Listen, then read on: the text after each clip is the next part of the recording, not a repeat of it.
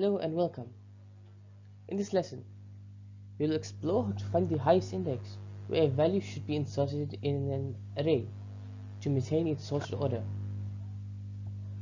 This technique is useful when handling ordered data structures, ensuring that insertions do not disrupt the sorting. Let's get started.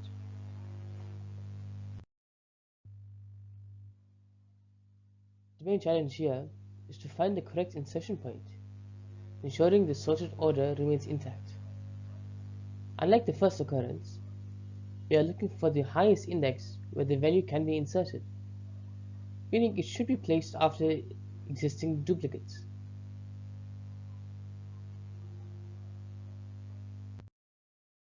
This function determines the correct insertion index by first checking whether the array is sorted in ascending order or descending order. It then reverses the array to search from the end using find index to locate the insertion point. Finally, it adjusts the index to fit within the original array structure.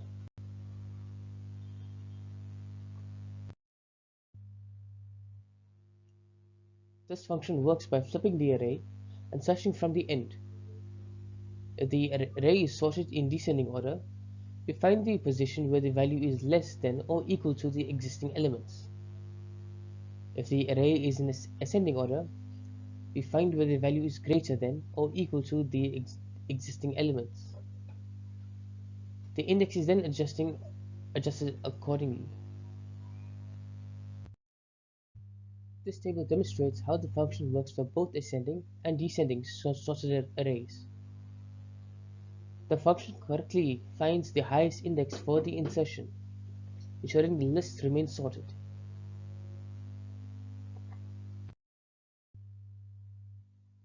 This technique is useful in many real-world applications, whether you're inserting into a sorted list, maintaining rankings, or processing log-based events in order.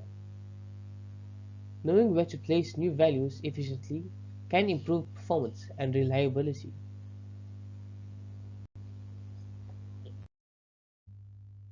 In summary, this function provides an efficient way to insert values into sorted arrays while maintaining order.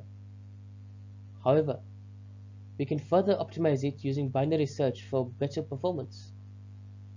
This technique is particularly useful in real-world applications where ordered data structures play a crucial role. Thank you for watching. If you enjoyed this video, please make sure to like, share and subscribe for more JavaScript tutorials. I'll see you in the next one.